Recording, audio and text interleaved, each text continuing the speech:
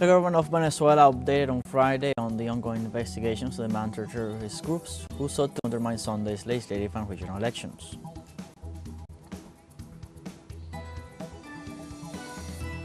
And in Colombia, the government announced the consolidation of the peace process with the 33rd Front Gentil Duarte of the FARC dissidents and established a temporary location zone. The Russian army liberates several towns in Sumy and Donetsk regions amid special military operation.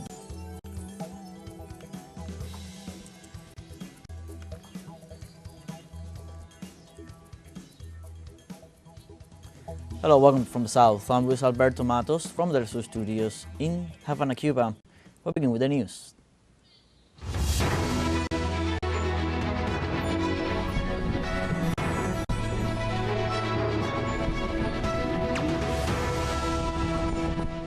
Venezuela prepares for the legislative and regional elections this coming Sunday, May 25th. Over 21 million Venezuelans are called to the votes in the election of 569 positions, including 24 governors, 285 National Assembly deputies, and 260 legislative council representatives. Delegations from several countries have also arrived in Venezuela to observe the elections, including representatives from Turkey, South Africa, Laos, Belarus, Serbia, and Nicaragua. A total of 54 organizations with political aims are participating in the election, including 36 national organizations, 10 regional organizations, 3 national indigenous organizations, and 3 regional indigenous organizations.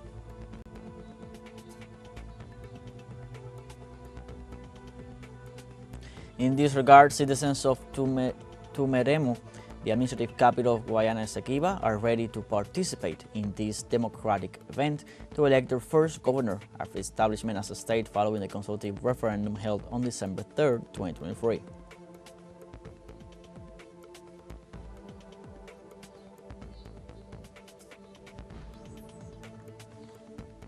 Meanwhile, Táchira enjoys total peace and quiet on the eve of the regional and legislative elections. In preparation for the polls, the governor has implemented a security plan with the closing of the borders and allowing citizens who need to carry out procedures to move around.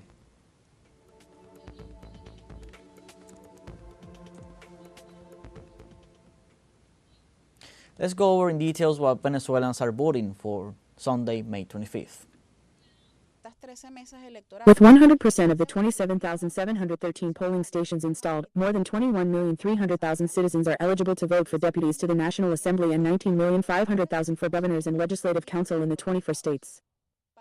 For the day, a total of 36 national political parties, 10 regional organizations, and 8 indigenous organizations were authorized to participate in the regional and legislative elections. To that end, the National Electoral Council received a total of 36,986 nominations, corresponding to 6,867 candidates for popularly elected positions.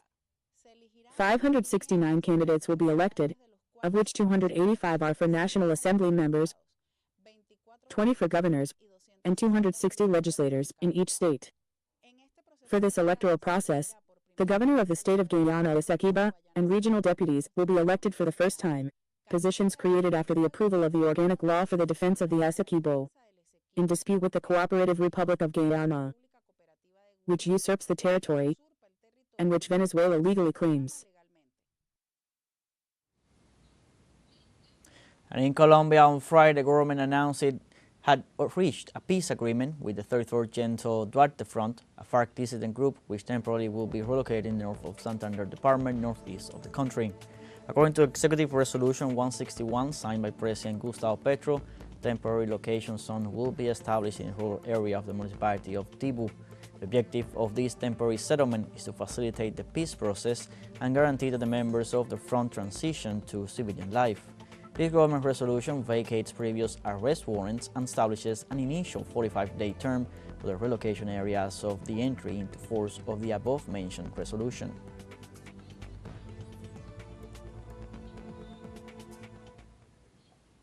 And on Friday, in the city of Barranca Bermeja, in the department of Santander, northeastern Colombia, President Gustavo Petro led a ceremony to grant ownership over 4,500 hectares of land to farmer communities affected by the armed conflict.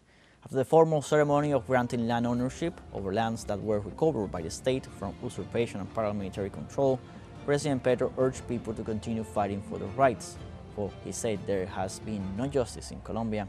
He also made reference to the referendum promoted by his government, which failed to pass last March 14th in Congress, and he asked people to mobilize against the fraud aimed at thwarting the proposed referendum.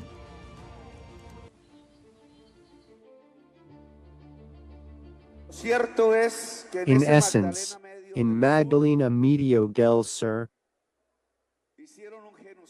a political genocide was carried out against Colombian peasants. That's where they learned about genocide. That's where it began, hopefully, the last years of 100 years of solitude.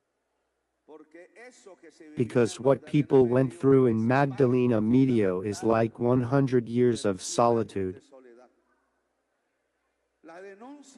Justice was not served despite the allegations raised. There was no judicial verification. The confessions of members of that alliance were disregarded.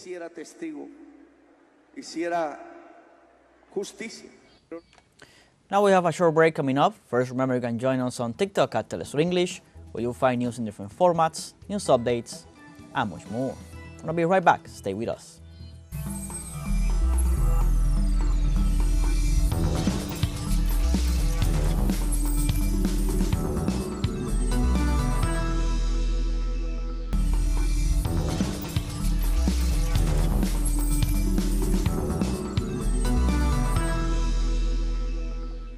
Thousands of Panamanians mobilized again this Friday against the repressive policies of President José Raúl Mulino. The coastal avenue of the country's capital was filled with colors and slogans. They accused the repressive drift of the government of President Mulino, who has already imprisoned 2 union leaders and has forced a third to take refuge in the Bolivian embassy. For more than a month, Panamanians have been demonstrating against the approval of the Social Security Fund law, against mining for respect to national sovereignty, protection of rivers, and against censorship, hatred, and the criminalization of protest. In this context, the government imprisoned Genaro Lopez and Jaime Caballero, historic leaders of the Construction Workers Union, one of the most important in the country, and forced their General Secretary Saul Mendez to ask for asylum.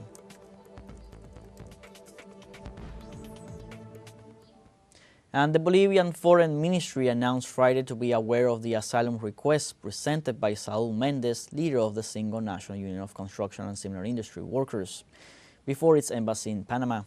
The Foreign Ministry said in a statement that the request is already in the corresponding authority and is being processed in accordance with the deadlines and procedures established by the regulations in force. The ministry also stressed that international relations regarding refuge and asylum remain fully in force between Bolivia and Panama. Sontrac's leader has been staying at the Bolivian embassy in Panama City since May 22nd.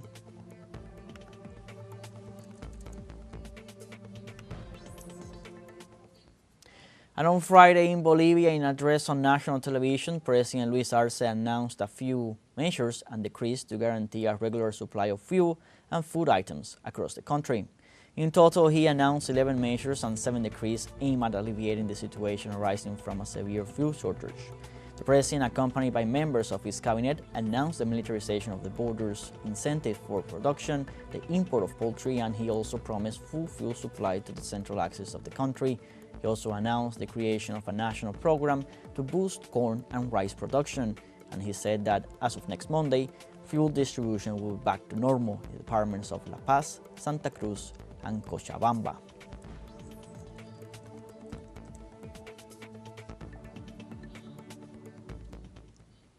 In other news, the U.S. government issued a general license to ease sanctions against Syria after U.S. President Donald Trump reached an agreement with a former member of Al-Qaeda who is currently the de facto leader of the country. In this regard, U.S. Secretary of State Marco Rubio said that sanctions relief is crucial for the country to move forward, increase investments and cash flow. Likewise, Treasury Secretary Scott Bessent said they are implementing authorizations to encourage new investments.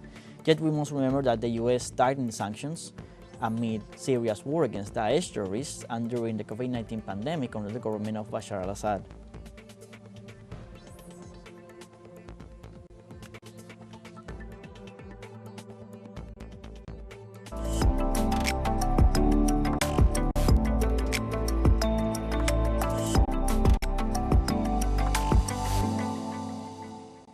In China, the Oriental Water City is one of the main tourist destinations of Dalian. The site allows the confluence of European architectural borrowings to recreate the style of the old continent and its culture in a Chinese space. From Dalian, our correspondent Evelyn Leiva with the details. The Oriental Water City, with an area of 46,600 square meters, is today one of the main tourist attractions in Dalian, a city in northern China. Designed by French architects, it fuses European style with local elements. References to French architecture, nods to the Belgian city of Bruges, Russian Gothic structures, Roman-style buildings, and English cottages converge from the outset. The project includes a marine Venice, inaugurated in 2015, where 41 castles operate as restaurants, educational institutions, and photo agencies. The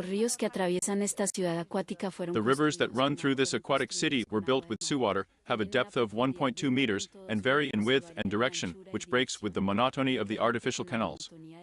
They are the soul of the place.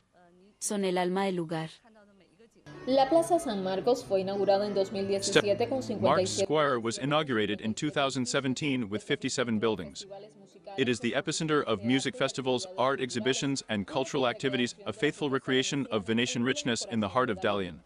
When tourists come here, the first thing they think is that it's beautiful. And then they discover that Dalian is also known as the city of romanticism.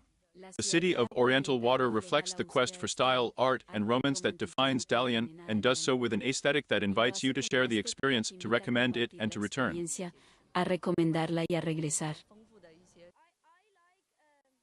I like the nature of the space here. It's very nice, the people are very friendly and welcoming. We have had a great time. We came here by boat on the river and have been enjoying the scenery, which is very beautiful, and the people are very friendly, which is something we found very nice. In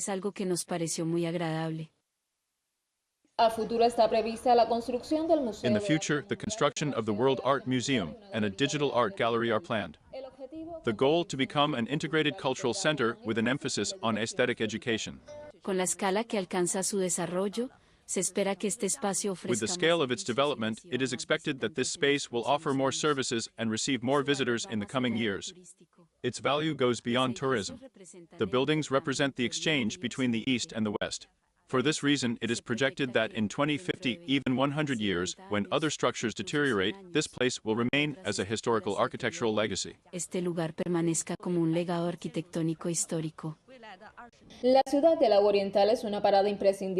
Oriental Water City is a must-see stop in Dalian. Its unique design, festive atmosphere, and gondola ride are reminiscent of Venice and make this experience a visual fusion of cultures, art, and modernity. Desde Dalian, China, Evelyn Leiva, teleSUR.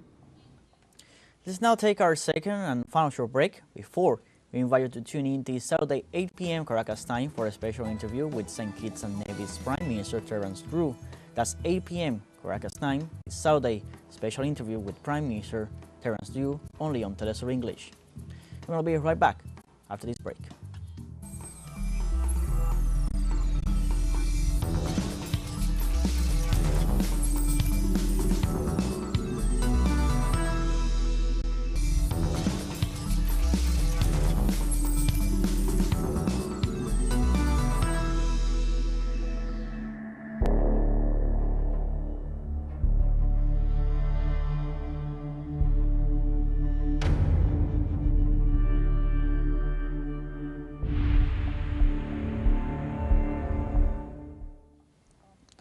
Welcome back. On Saturday morning, at least 8 Palestinians were killed and several wounded following a new series of Israeli airstrikes across Gaza. In Al-Amal neighborhood, a family of 4, including 2 children, were killed when a drone hit their home. A similar attack on another family home in the Nusayrat refugee camp left 2 people dead and several wounded. The Gazan Health Ministry issued a statement detailing that the toll due to the Israeli genocide rose to 53,822 Palestinians killed and 122,382 wounded.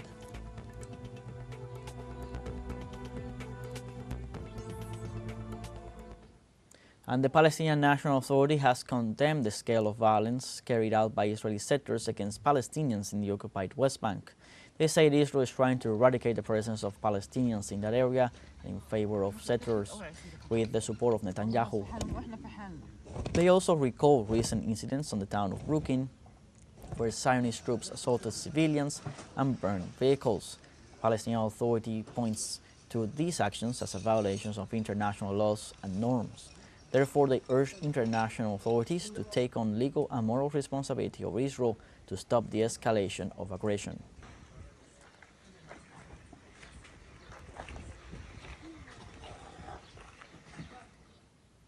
And several Palestinians and soldiers claim that Israeli troops systematically force Palestinians to act as human shields in the Gaza Strip, sending them inside buildings to check for danger. Witnesses told the media that the practice has become ubiquitous in Gaza over 19 months of war. At least 7 Palestinians described being used as shields in Gaza and the occupied West Bank. 2 Israeli soldiers affirmed the use of human shields, adding that the practice sped up operations, saved ammunition, and prevented combat dogs from being wounded or killed. Paradoxically, the Israeli military claims it forbids the use of civilians as human shields and blames Hamas militants for the death of civilians in its Gaza offensive, which has killed tens of thousands of Palestinians.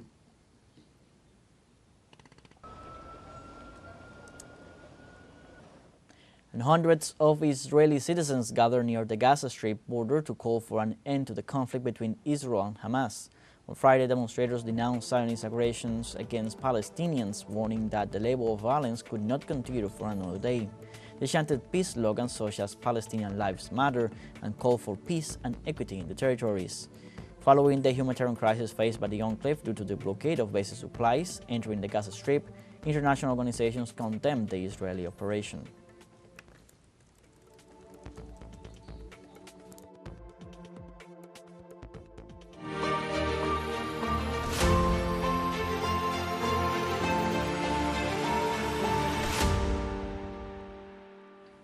The Russian army liberates several towns in Sumy and Donetsk regions amid the special military operation. The Russian Defense Ministry has announced that the military operation successfully advanced, taking control of the Loknia village in Sumy province in Ukraine.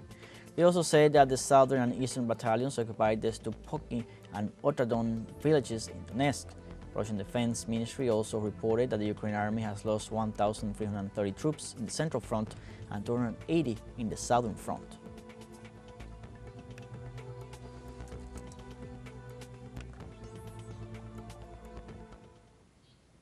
Russian armed forces also launched a coordinated attack on military targets in Kiev, the capital of Ukraine. Early on Saturday, Ukraine reported that its capital region was under one of the biggest attacks since 2022. Hours later, Moscow announced a joint attack on key military sites. According to the Ministry of Defense, precision ground weapons and unmanned aero vehicles hit a military industrial complex, a radio reconnaissance center, and a position of the Patriot missile system. Russia has promised a strong response following Kiev's latest drone strike, the 1,100th since the start of the war.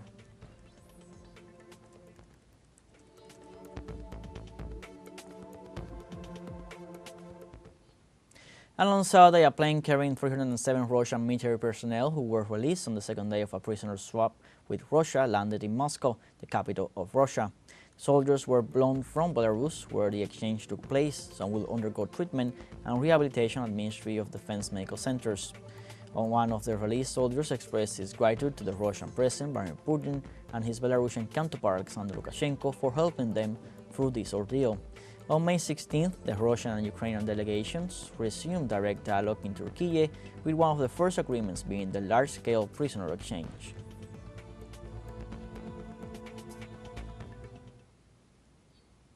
And this is what from the end of this news brief. You can find these and many other stories on our website at telesurenglish.net. So join us on social media, Facebook, X, Instagram, Telegram, and TikTok. For TeleSUR English, I'm Luis Alberto Matos. Thank you for watching.